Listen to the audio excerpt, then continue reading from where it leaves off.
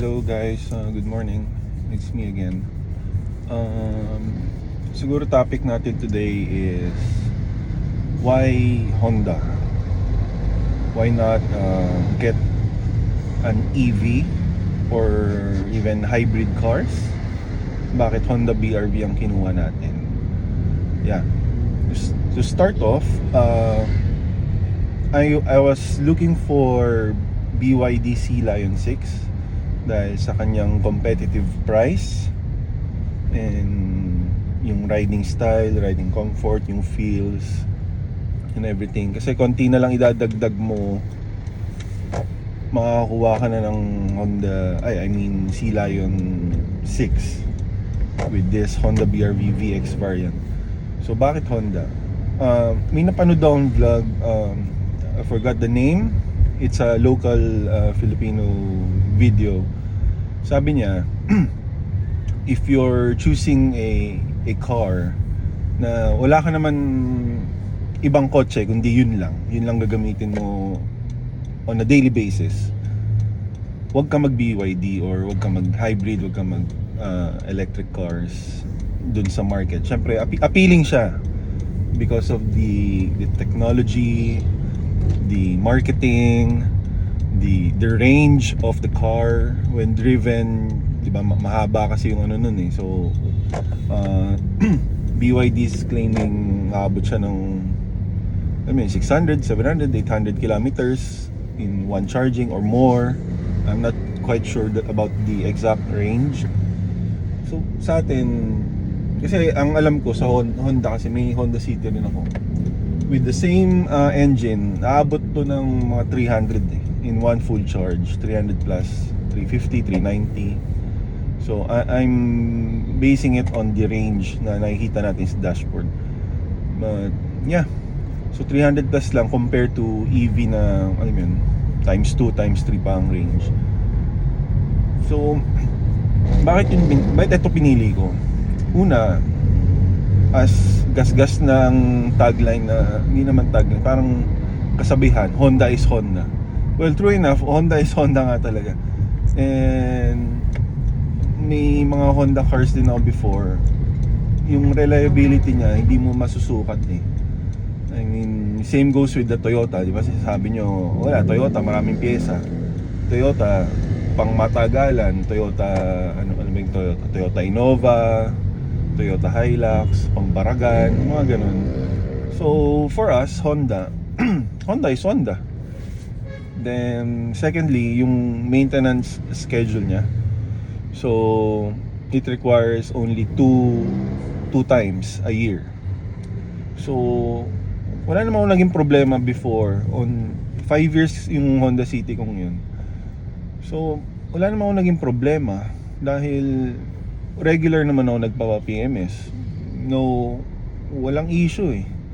I mean, dun din natuwa ang misis ko na parang, mag-Honda ka na lang kasi wala naman tayong naging bad experience with that brand, diba? And maganda pa naman ang City. Kahit ngayon nagaganda na ako sa City. Ayun. Thirdly, siguro ang para sa akin lang naman to, own opinion, and magkakaiba naman tayo dun sa nakausap ko sa Honda. So yeah, her name is Meg Agustin. So sabi ko sa kanya, una ko siyang nakausap when I'm searching a brand new car. Gusto ko talaga puntahan BYD, yan, Toyota, Honda. Nagkataon holiday. So sa Honda lang yung open, Honda QC. So sabi ko sa kanya, dumaan ako ng Honda Balintawak, sarado. Pagdaan ko rito, ano mo yun, yung chance lang na, sige, silipin natin kung bukas kasi gusto ko lang tingnan. Nakausap ko siya. Yung, alam mo yun, yung pagkakausap niya sa akin, yun yung, kumbaga, part of the game changer na, sige, ito na lang. Alam mo yun, yung parang, yun yung namulat sa akin na, or nagbukas ng aking isipan na, uy, pwede palang Honda, pwede pala tong option. Hindi lang BYD kasi I'm at that time sumasali na ako sa BYD group chat, BYD groups, titingnan ko kung okay ba, ano mga issues, mga ganyan. So BYD, then tumitingin din ako ng Toyota Veloz. Ayun.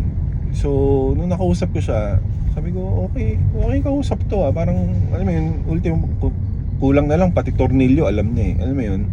Kasi bihira yung ganyang ahente bibigyan ko kayo ng example. Tumingin ako ng Mitsubishi brand, naka-display lang sa mall. Tinanong ko, ilang horsepower to? Alam mo yung ahente ka, dapat alam mo di ba? Nagbebenta ka ng isang produkto na isa na nga lang na naka-display sa mall. Isang kotse, isang ano lang unit. Dapat alam mo na yun. Lahat ng pwedeng itanong ng isang walk-in client, walk-in potential customer, di ba? Dapat masasagot mo. Yung simpleng horsepower lang hindi mo masabi. Gaano kalakas yan, hindi mo masabi. Tatanong mo pa sa ahente mo, ay sa kapwa ahente mo, di ba? So para sa akin nung natanong ko siya, tapos sinabi niya na wait lang, tatanungin ko po doon na, parang sabi ko, then wag na tayo, okay na. Alam mo yun, kaya ko naman i-google search yan di ba? It goes to show how dedicate a sales agent dun sa trabaho niya. So in case kay Meg, yeah, I'm thankful na ikaw yung nakausap ko, ikaw yung nakatransact ko, and the process, the smooth flow process of Honda QC, yun, wala talaga akong masabi dun. True enough, nagka-canvas ako, tinanong ko na yan kay Meg na, Meg, paano yung ORCR, gaano katagal? Sir, mga ano lang, 2 to 3 weeks, ganyan. Fair enough, 2 to 3 weeks, pwede na. Paano yung plaka? 1 month. Usually mga 1 month daw, ganyan. Okay, sige. Ako naman, wala namang pake dahil since may hybrid job ako, bihira lang naman namin gamitin. On a Sunday, grocery, malapitan, ganyan. Sabi ko, sige, okay. Plaka, 1 month. Nung nakuha na namin unit, yeah, totoo nga sinabi niya, in 2 weeks time, ORCR. In 3 weeks exactly, plate number. Diba? Yun yung commitment na binibigay mo sa mga tao na para sa, sabihin natin, para sa ibang ahente na walang pake. Sorry sir, hindi namin hugas kamay, hindi ko ano yan basta pinasa na lang namin kay liaison officer namin ng may problema dyan, ganyan. Mabilis mag-blame, but yung accountability, yung words na sinasabi mo, importante sa ibang tao yun, diba? Ayun, yun yung ano ko sa bakit ko kinuha ang Honda.